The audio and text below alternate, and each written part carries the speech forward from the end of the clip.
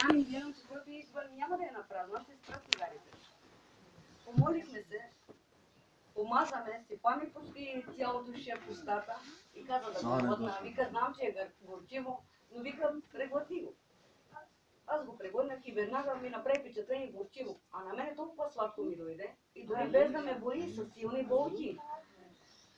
И аз му викам, не е горчиво, викам, даже е сладко. И почувствах болката как отминава. Имах много силни болки, не можех да се храня. При нощите стърби, другото с горелка, едно някой те бори и така те боли. Навсякъде, и горе и долу. Просто се жалех самата аз, когато взимах да ям и аз не мога дори да ям, не ме оставяше поне за 5-10 минути болката намира. И денем и нощем. И след като се помолихме с брата на сутринта, той си е тръгнал, пак пуших същия ден. Но не много, 3-4 цигари така.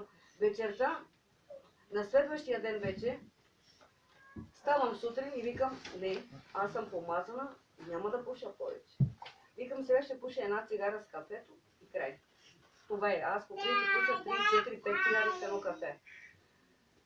Отидох, пуших една цигара, обаче болките не ме оставят и не ме оставят. Чувствам се гладна, ама много гладна. Господи, и направи така, поне малко да я, много съм гладна. Не ме оставят болките. Вкъщи нищо не мога да направя, само на движение, на разходки, така, нали, за да може да му отпусне болката, но то не отпускаше и тогава вече часа беше към 4-5 часа и аз казвам, Господи, цял ден се старая да не пуша, да съм ти угодна, тогава вече станах като младите деца. А викам, виж ти, продължава да ме боли, защо не ми спреш болката? Нали съм твоята дъщеря, не виждаш ли как страдам и се мъча, ама рева и му се моля. И аз казвам, сега викам, ще слизам надолу, ще си купя една цигара и пак ще пуша. След като ти не ме успокояваш от болката, ще пуша сега. Съзнах, действително пак си купих цигара, пуших. Отидох си вкъщи, болката си продължава и продължава. Вечерта викам, пак ще паля сега цигара. Щом не ме отпуска, пак ще паля. Вземах да паля цигара и като почувствах, значи още по-силни. Идваше ми се вътре да крещя, чувствах, че умирам от болка. Изкарах цигарата от устата, отпусна. Пак викам, ще сложа. Слагам цигарата в устата, пак така. И аз имам вече и пълям цигара. Не можах поне един път да си дръпнатне. И викам, край, аз повече няма да пуша. И на сутринта вече като останах, не знам, Господ така ме зареди, аз това не е от мене, това си от Господ, защото аз самата нямаше как да ги откажа и само казах, Господи, аз знам и вярвам, че повече цигара няма да пипна. И от тогава не съм пипнала цигара и знам, че повече наистина няма да пипна. И дори аз колко години и половина не можах да взема Господното, но как спрях цигарите, след това мина се на първи. Ги спирам, на 6 вземах Господната вечера. И благодаря на Бога, нито болки от тогава, как съм ги спряла, как казах, край това е. И нито ми е разядено физиономията, нито нищо. Искам да благодаря на Господ за това. Още не съм ходила на лекар, но знам, защото съм изцелена. Амин! Бог даде победа! Алелуя! И за това съм тук, за да го прославя, където родина ще го прославя. Ти видя се новидени, сънищата, че тя се удари в една кола, излиза от колата, в ръката и остава цигарата. И аз знам, че много трудно щеше да ги отказва. Аз си казах. И тя накрая фърля цигарата. Амин. И Бог ми даде съновидение чрез нея. Разбрах съня и аз се молях в този дом. Непрестанно. Знам, че Бог е велик Бог. Амин! Алелуя! Аз нито изцелявам, нито правя нещо, само Бог. Много е важно да имаме търпение и всичко да направим за Господа. Знаете ли, аз като ходих в техния дом, като видях къде живеят, в душата заплаках вътре. Казах, Господи, нима ще оставиш този народ толкова бедни, да ти ми даде власт да се моля, да разруши всяка бедност. Господи, Аз искам да ме облечеш. Аз искам, Боже, от днес да дойде благословението в техния дом. Върху ръцете, в сърцата, върху целия и род. Амин. Наистина. Изкарах едно малко жителице. Казах, Господи, Ти помажи чрез ръката ми. И когато помазах този дом, и все когато отивах, всеки ден гледах промяна. И до сега. Амин. Все си купуват нещо и се правят нещо. И гледам, защото Бог се грижи за тях. Амин. И вече аз няма какво да отивам много там.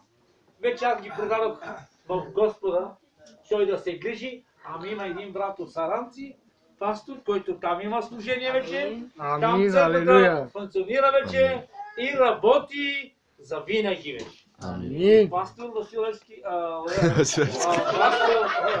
аз така без да искам го казах. Така без да искам го казах.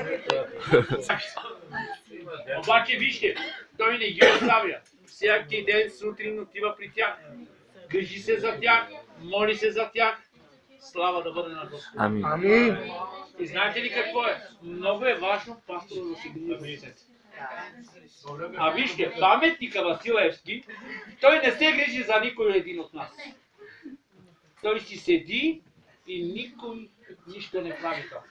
А вие не сте паметници, а вие сте живи хора, искайте от Бога, хлопайте, търсете, да ви се отвори и да получавате това, което искате. За Бога е всичко възможно. Това исках да кажа. Бъдете благословени. Сега ни става да се молиме и никой да не си ходи. Ще има нещо, малко нещо, не много. Може да си нахраниме. Нужно е да се нахраниме с нещо, какво е дал Господ ни е благословил. Ще се помолиме за всички и искам така да имаме ред, да седнат гостите първо, те да се нахранат, след това и други, така да имаме ред. 85 години, тя е пан. Аз един път ходих там и се помолих за нея и я на нея и тя да бъде Божия изцелена. И аз ще помоля цял, гостите ще седнат и ще ядат. Нека сега да се изправиме и ваши ръце към нея. Също така днеска не е между вас, защото... Сега Бог да изцели. Алелуя. За неговата другарка, как е името? Йорданка, да се молим за нея. Святи Боже, Царствице мой небесен. Боже, Таско, Ето ме, Господи, помолявам се за тази дъщеря твоя. пред Тебе. Всяка депресия, Моля Ти за пада в нея в страдания. името Исус. Моля Те, Господи, сега ясното сега. Ти благослови. О, че на каза на Както света и Самуил, които влязоха и видяха Исуса, така Изцели всяка една болна физическа Господи. Изправи на крака, Господи. да помогира. Слава! Слава! Верността и истината довел.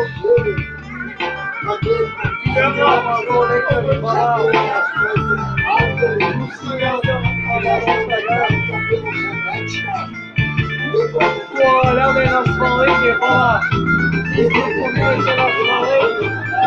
А Ти те навалише на благосите! Бога ме терера се съртела! Истиния ме терера се съртела! Великото си на милостиво Боже! Благодарно си за Твоята милост на сърце мое! Ей, ще ни дяме до начало! Ей, спасител на тебе сила! Алелуя!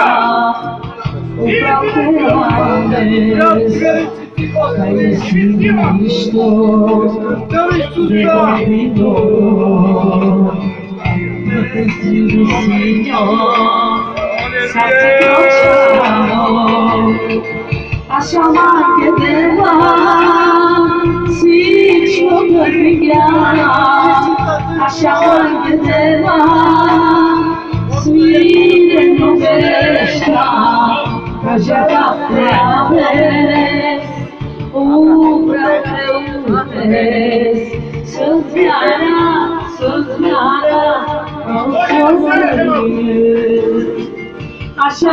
Слободно може да си купуват.